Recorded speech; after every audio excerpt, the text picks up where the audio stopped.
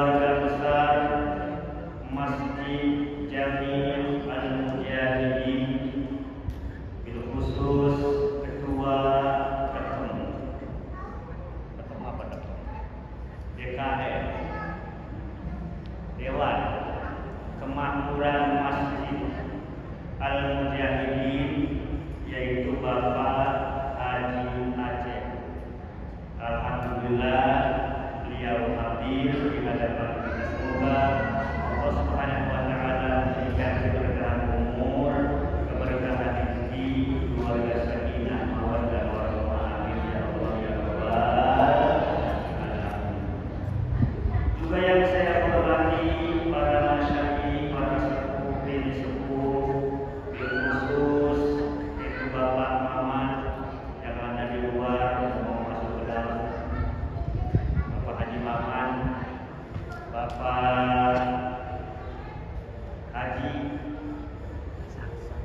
Bapak Haji Hasan, kemudian ada Bapak RT, alhamdulillah aparatur pemerintahan hadir. Juga para tokoh masyayikh yang tidak bisa disebutkan satu persatu, namun tidak mengurangi rasa hormat saya kepada Bapak Ibu sekalian. Yang saya hormati para ibu-ibu majlis taklim, apa ini? Miftahus Sa'adah. Ya Miftahus Sa'adah. Semoga istiqomah, senantiasa diberikan ilmu yang bermanfaat di majlis taklimnya, diberikan keberkahan umur, keberkahan rezeki dari Allah Subhanahu wa taala. Juga anak-anakku, anak-anak yatim, baik yatim maupun yatim piatu beserta keluarga yang saya hormati serta Allah muliakan. Pertama-tama, mari kita sama-sama memanjatkan puji dan syukur kita kehadirat Allah Subhanahu wa taala yang telah memberikan kepada kita beragam karunia berupa nikmat, baik iman, Islam, ihsan, dan juga nikmat kesehatan, sehingga kita bisa sama-sama memenuhi undangan panitia, yaitu panitia penyelenggara yang diprakarsai oleh Bapak Haji Sulam, Bapak Haji Sulam ya. Mana Bapak Haji Sulam? Iya, alhamdulillah Bapak Haji Sulam, ingat Bapak Haji Sulam tidak dibantu saya, Sulam sebelum naik haji. Alhamdulillah, sehingga acara ini terlaksana. Semoga Allah Subhanahu wa taala memberikan keberkahan kepada beliau, yaitu yang memberikan sebagian hartanya demi lancarnya acara ini. Salawat dan salam semoga senantiasa tercurah kepada Nabi yang agung teladan kita, uswatina, yaitu Habibana wa Nabiyyana Muhammad sallallahu alaihi wa alihi wasallam. Semoga kita diberikan keberkahan umur, keberkahan rezeki oleh Allah Subhanahu wa taala dan istiqomah di dalam melaksanakan syariat yang telah dibawanya sampai ke ujung hidup kita. Amin ya Allah ya Rabbal alamin. Sekarang bulan apa nih? Bulan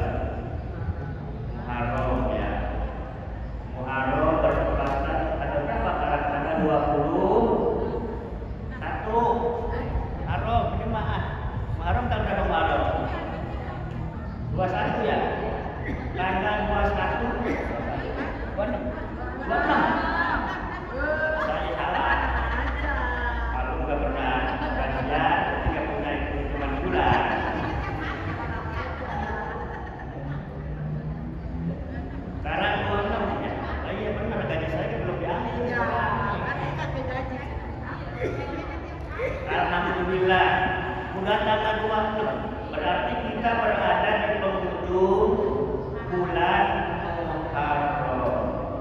Bulan Muharram adalah bulan pertama ya dari penanggalan kalender Hijriah.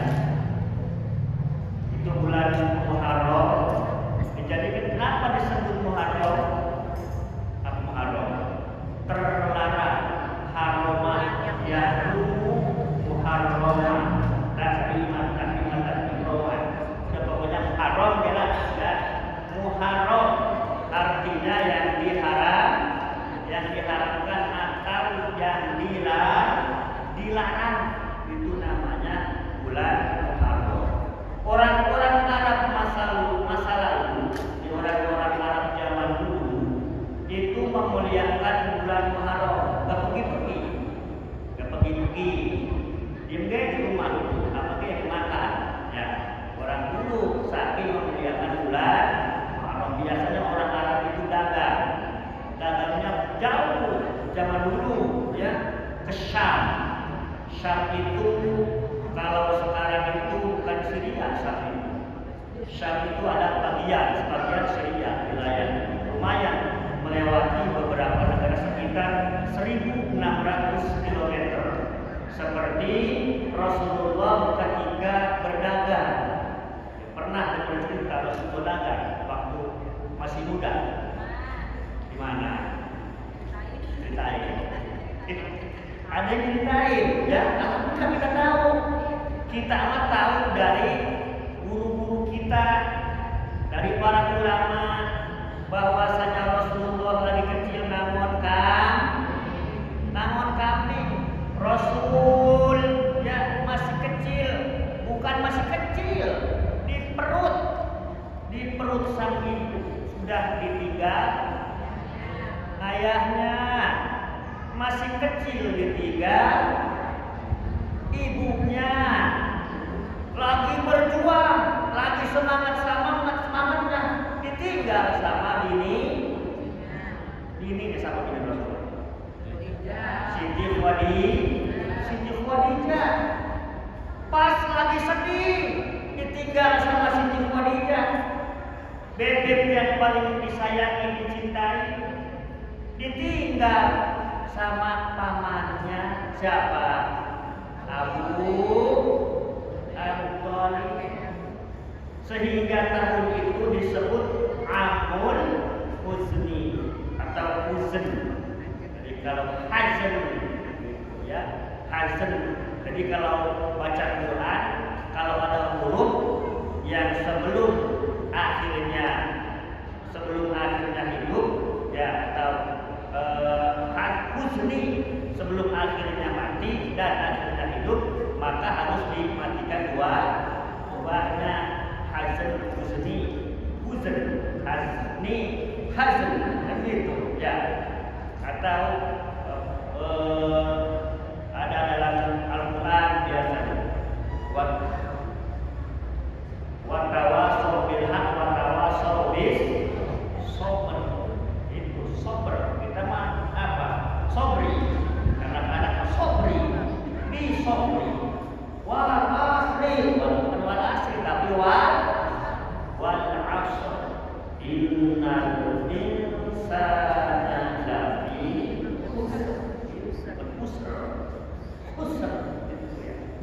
khusr. Kadang-kadang usri, ujung-ujungnya di sobri, ujung-ujungnya di sobri. Lah bapaknya kemana? Bapak sobri ada kan? Di sobri, watawasau bil haqqi watawasau bis sobri. Di sobri tapi bis sobri, begitu.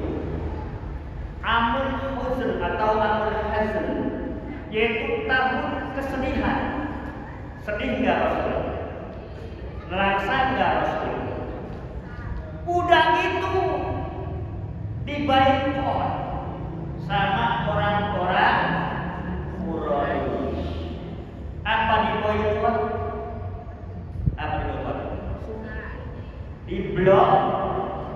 Blokir. Kalau HP kita sama bebek kita blokir itu kagak kelihatan. Nah, ya enggak Bu?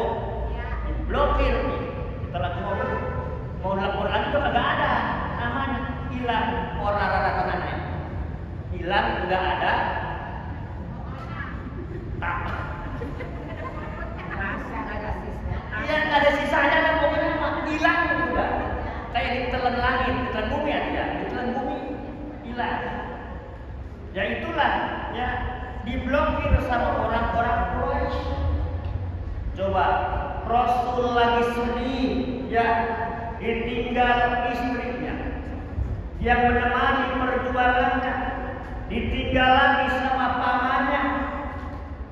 Begitu sedihnya Rasul. Ketika Rasulullah sedih ya, diboikot lagi sama orang-orang kafir Quraisy, sampai-sampai Rasul kagak makan beberapa hari dan sahabat. Ada yang sahabat digandel perutnya pakai batu. Coba zaman sekarang, selapar-laparnya orang digandel nggak perut sama batu? Enggak, sama roti. Ya, sekarang digandel nggak pakai roti. Sama lontong, perang lapar. Rasul waktu diboikot oleh orang-orang kafir Quraisy, diboikot sampai-sampai yaitu sahabat-sahabat Rasul kelaparan. Waktu itu Siti Fatimah masih kecil. Bahkan sahabat ada yang berkata, saya aja tidak, perut saya digandel pakai batu saling satu sahabat. Rasul digandel apa kagak ya? Pakai sahabat pakai ngomong gitu, seolah-olah tidak percaya.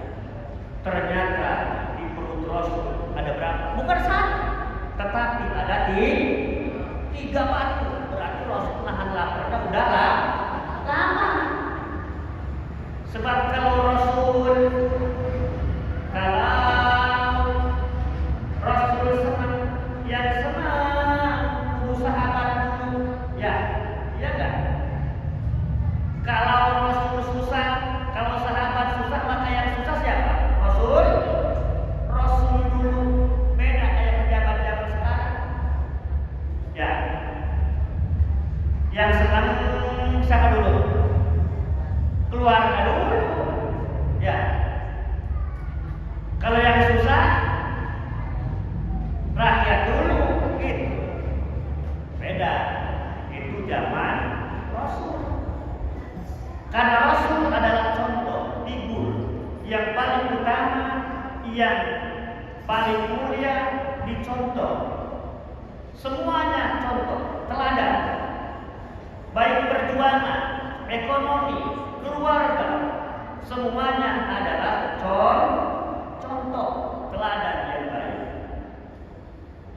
Sebagaimana laqad kana lakum fi rasulillahi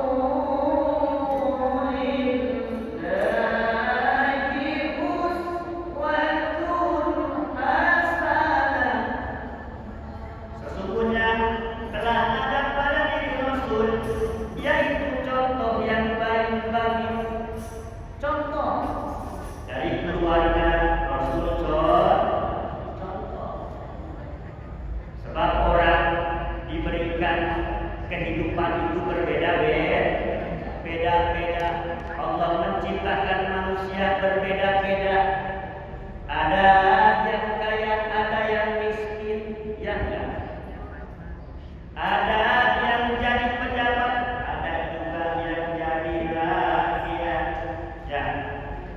Ada juga yang cantik, ada juga yang jelek.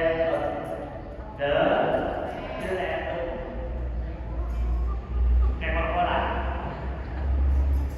Ada yang jelek, ada yang pesel. Udah macam-macam. Ada yang bengel juga. Itu semuanya berbeda-beda. Allah ciptakan manusia, tetapi pada ujung-ujungnya tetap manusia itu sama. Ya, ujung-ujungnya manusia itu sama. Apa samanya? Mati. Sama-sama mati, meninggal dunia.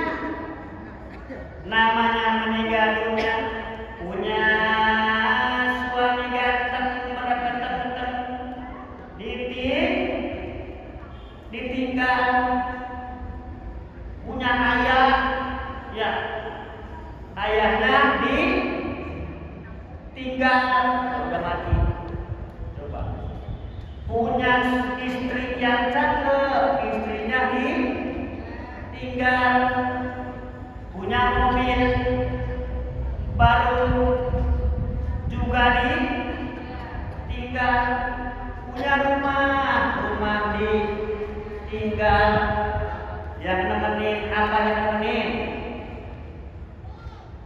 Cuma dua, amal baik sama amal buruk. Tuh amal baik nemenin, amal buruk juga nemenin.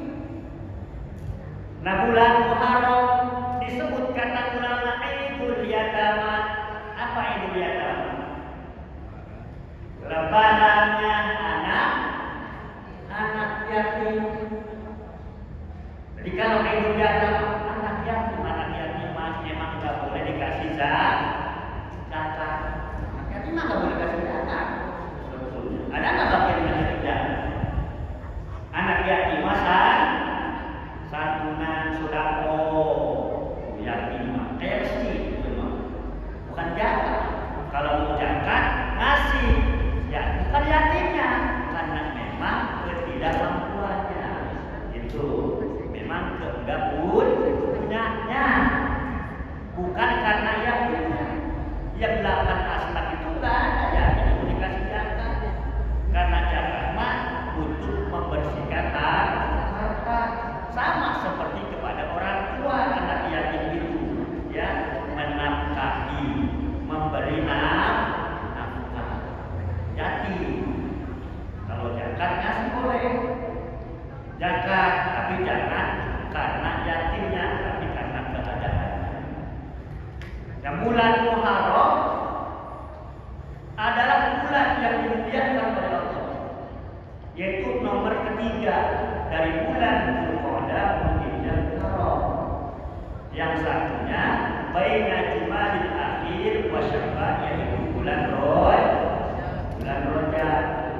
Kalau kita melakukan kebaikan pada bulan-bulan tersebut, bulan Muharram, bulan Dzulqa'dah, Dzulhijjah, dan bulan Rajab, maka pahala kita akan dilipat gandakan oleh Allah Subhanahu wa Ta'ala. Digandakan, dilipat gandakan oleh Allah Subhanahu wa Ta'ala pahala kita. Bahkan kata Allah, salah satu orang yang mendustakan agama itu diceritakan di dalam Al-Quran tadi, surah Al-Ma'un. Surah Al-Ma'un. Coba apa tak tahu? So, 1, 2, 3 orang.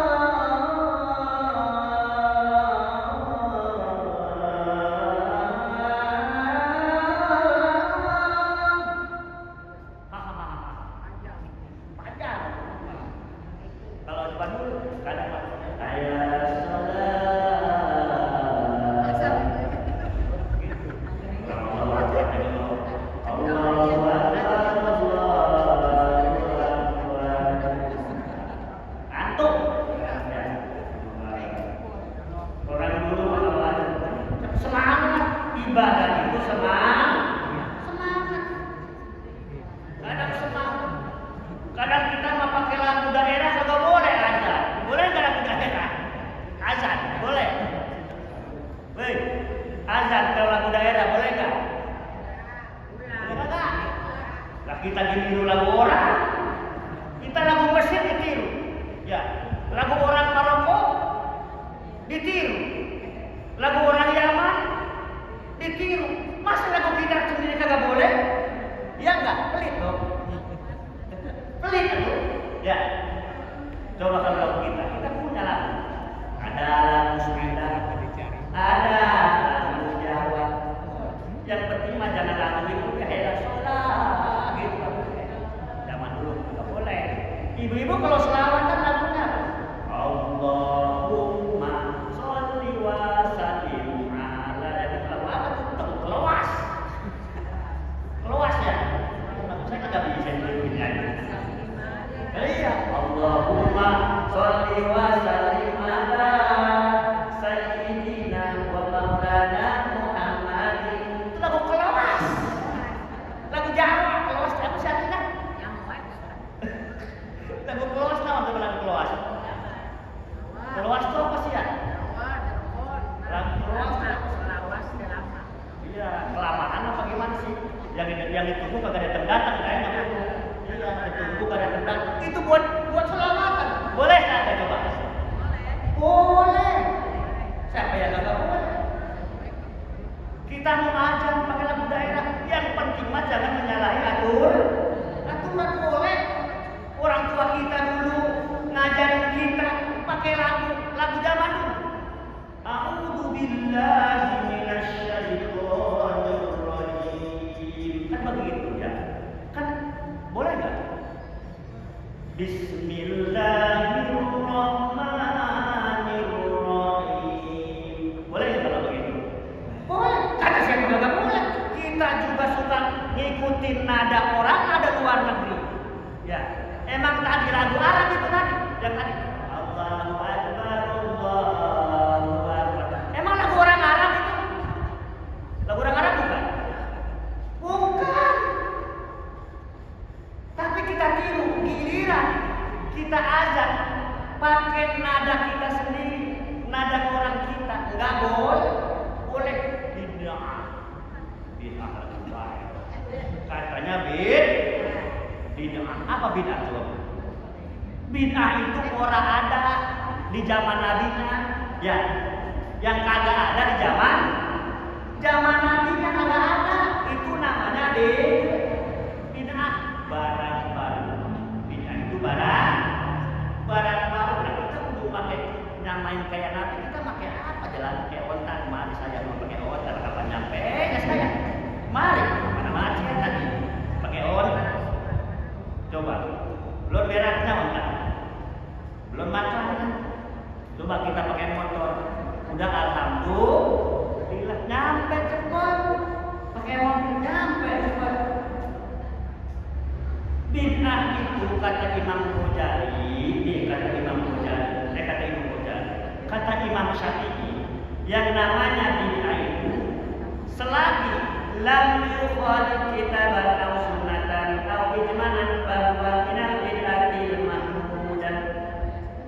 Apabila barang baru tersebut tidak bertentangan dengan hadis Rasul, tidak bertolak belakang dengan Al-Quran dan hadis, dan sepakati oleh ijma ulama, maka bid'ah itu boleh. Gitu. Islam itu jangan sempit. Ada kan orang kalau nerangin terlalu sempit. Ibu-ibu masuk masjid katanya kagak boleh. Boleh enggak? Boleh enggak? Masuk masjid ibu-ibu boleh enggak? Boleh.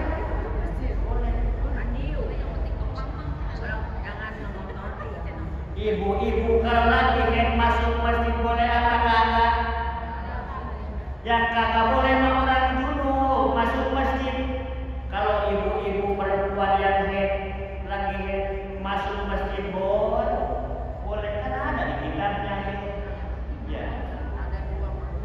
info pandit kita ya ada. Dia mengajinya hadis tuan di kitabnya yang info tahu bisa. Kalau merasa khawatir darahnya jatuh atau netes, kira-kira ibu netes apa kata? Yakin nggak? Boro-boro duduk olahraga kagak netes, lagi kayak tetep olahraga kakinya di atas. Iyo, kakinya di atas. Udah kayak kuda mau jetrik. Tapi tetep kagak bocor ya bu? Iya, berarti boleh nggak? Aman, berarti boleh. Hukum itu udah disanggah. Kalau ilmu fikih al-hukmu yadullu ala illati dan ada hukum itu berdasarkan ilatnya. Kalau ilatnya kagak ada berarti nggak ada hukum, berarti boleh. Tadinya ibu-ibu dulu kalau masuk masjid karena takut ngotorin masjid. Ya. Sekarang mah udah ada alat namanya roti Jepang. Ya, namanya roti Jepang. Udah. Jadi kita jadi gini ya. Ada roti Jepang. Ya. Udah beres enggak? Udah tersanggah enggak? Tersanggah. Berarti boleh yang kagak boleh tuh baca Quran, enggak boleh. Megang Quran, enggak boleh. Kalau ibu mau ngaji duduk di majelis taklim cuma ngedengerin boleh apa kagak? Tetap boleh. Gitu. Inhobat kalau disahut dalilnya apabila khawatir darahnya mengotori masjid tempat duduk. Lah zaman sekarang mah udah canggih. Coba bid'ah macam-macam. Kita kadang-kadang suka ngikutin nada orang lain. Giliran buat kita nggak boleh. Coba kalau pakai lagu Jawa aja, ada yang protes kan di sini? Ada yang protes nggak kalau Jawa? Allahu Akbar. Lagi coba lagu Jawa. Ada yang protes nggak? Ada yang protes punya? Datang ke masjid. Hayya 'alas shalah.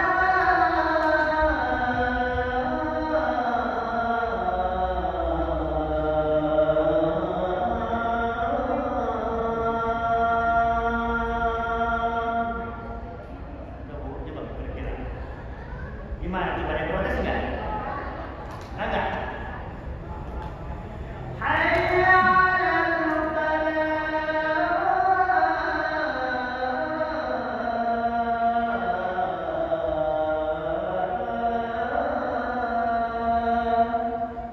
Sebetulnya enak kan enggak, Bu?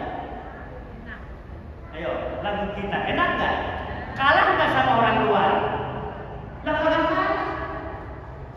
Tapi kadang-kadang kita mah gengsi sama budaya sendiri. Budaya orang mah kita tinggi-tinggiin, budaya kita mah enggak pernah kita pakai. Cuma tadi doang tuh sholawatan. Allahumma sholli wa sallim ala, kan begitu tuh sunnah. Ya. Sayyidina wa maulana Muhammadin. Ada gitu tuh juga lagu sunnah kan enak didengarnya.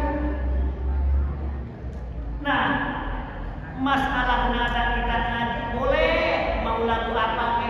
Yang penting mah tadi tajwidnya sama makhrajnya ngaji. Tajwidnya kita ngaji ya. Zaman dulu ngaji pakai tuturutan. Apa tuturutan? Yang alif, lam, sin, sidah, patah, as, kan kayak begitu ya. Sin, patah, sa, lam, alif, apa? Patah, la, mim, domahu, assalam. Kan begitu kita mengaji dulu. Yang anak Tuhan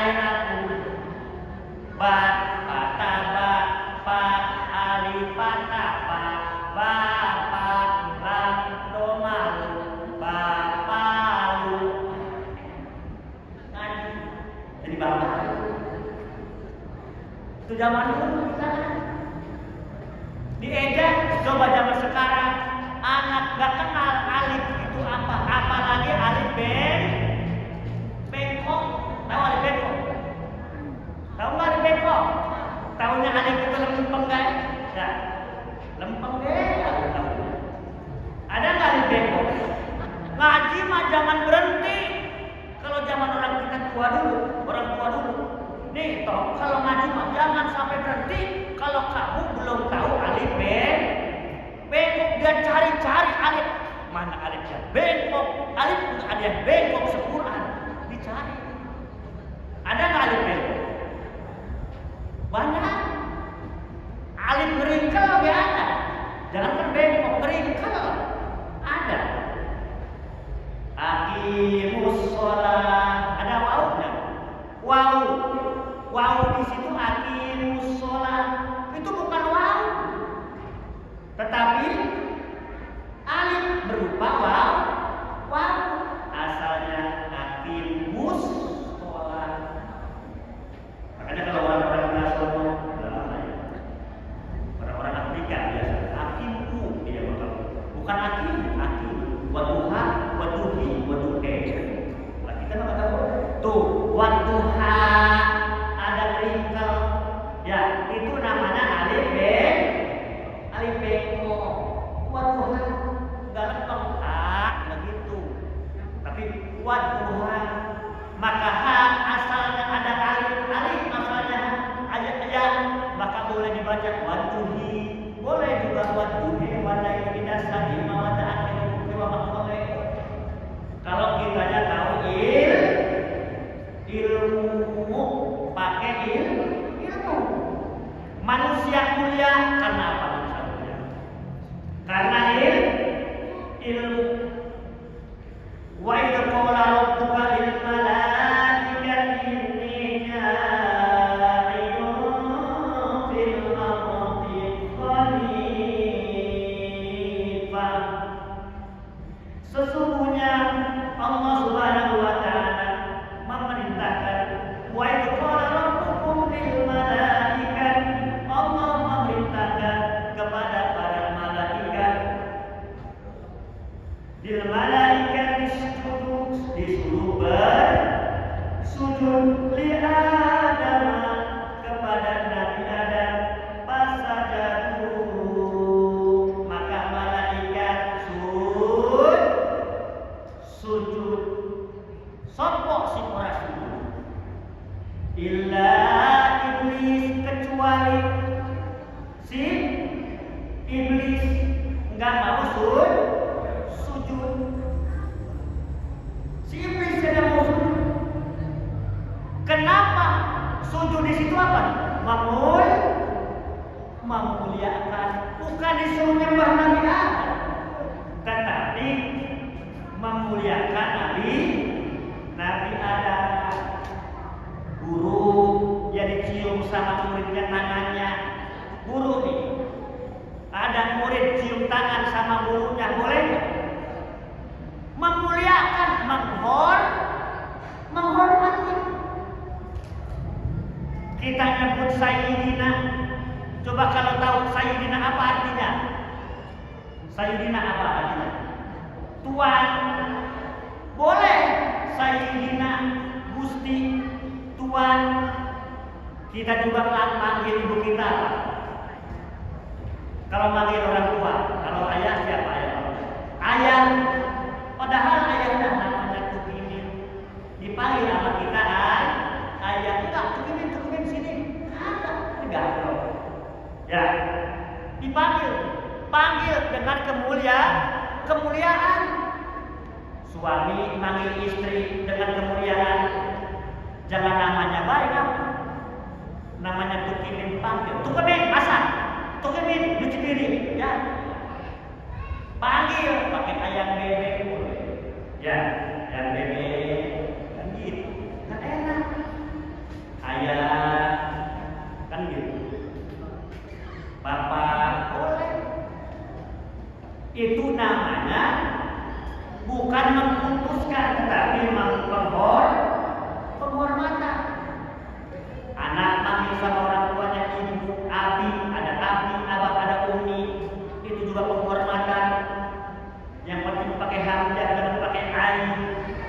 Kalau pakai umi, kalau bahasa kita bikin itu bodoh, umi. Orang yang nggak bisa baca, nggak bisa nulis namanya umi. Tapi kalau pakai hamzah ibu, hamzah. Karena metode umi, metode pengajaran secara ibunda, secara mama. Tapi kadang-kadang metodenya metode umi, ngajarin bocah disentak-sentak baik. Nih begini nih, begitu tuh. Padahal mah metodenya ke ibu-ibuan, maksudnya metode umi.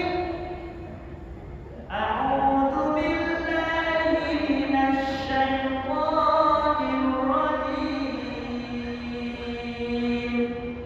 Bismillahirrahmanirrahim. Itu metode apa? Umi. Beda lagi sama metode qiraat.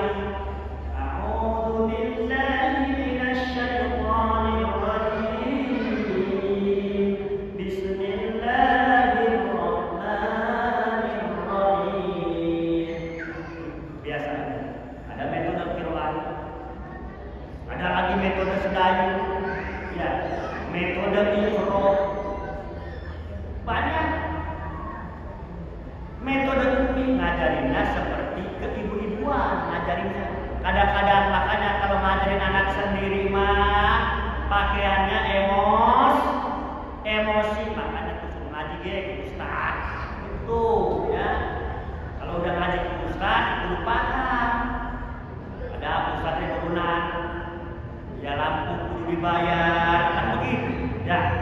Emang zaman dulu bawa sendiri masing-masing.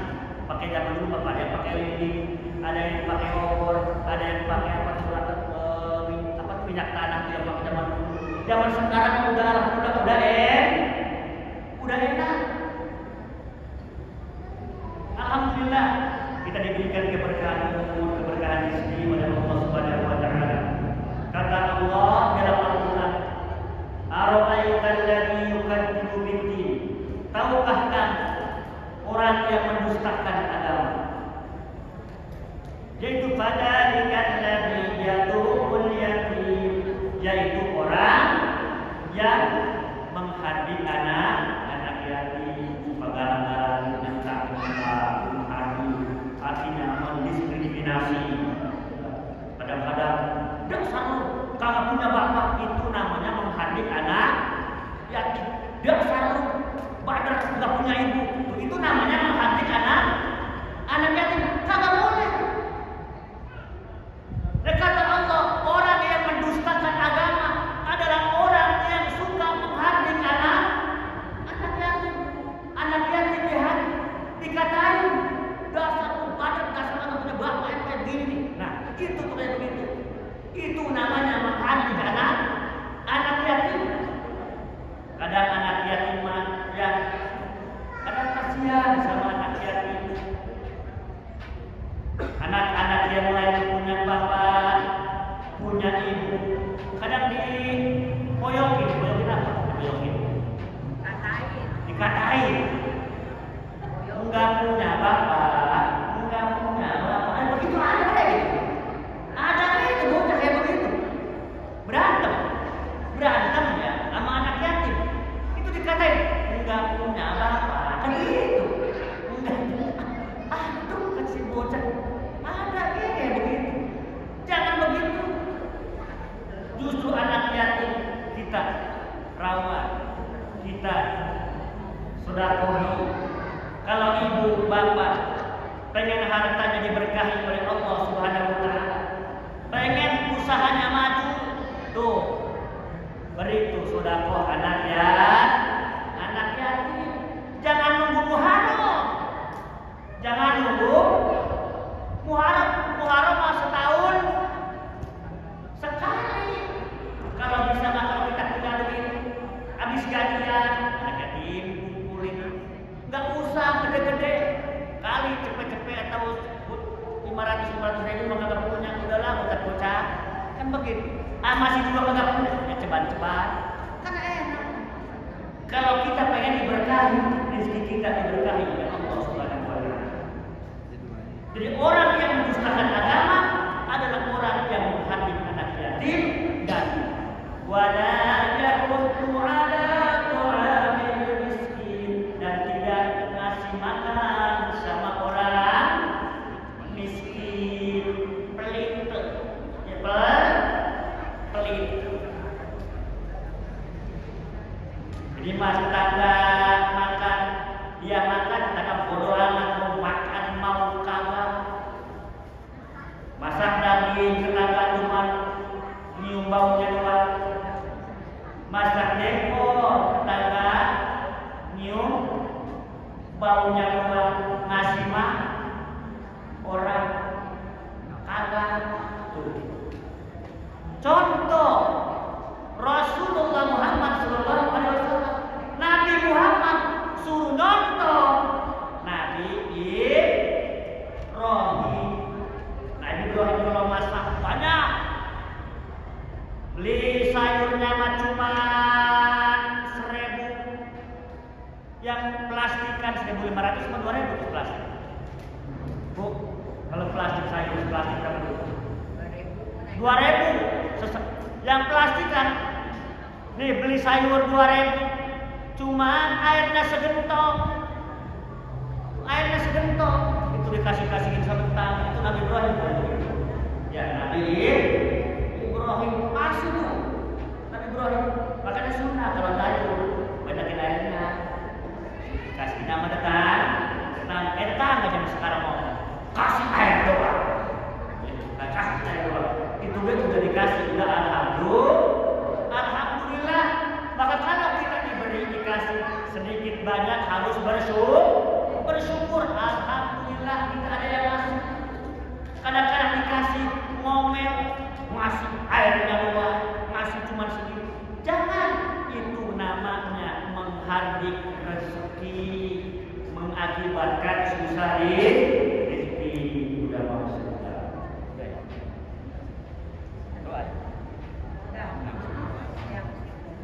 Mungkin hanya itu yang bisa saya sampaikan.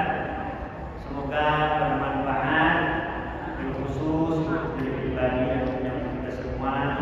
Semoga kita senantiasa diberikan keberkahan umur, keberkahan rezeki oleh Allah Subhanahu wa Ta'ala, dan semoga para donatur yang memberikan infakkan sebagian harta yang tepat dilakukan oleh Allah Subhanahu wa Ta'ala dengan balasan, dan juga semoga diberikan keberkahan umur, keberkahan rezeki oleh Allah Subhanahu wa Ta'ala. Al-Fatihah. A'udzu billahi minasyaitonir rajim. Bismillahirrahmanirrahim.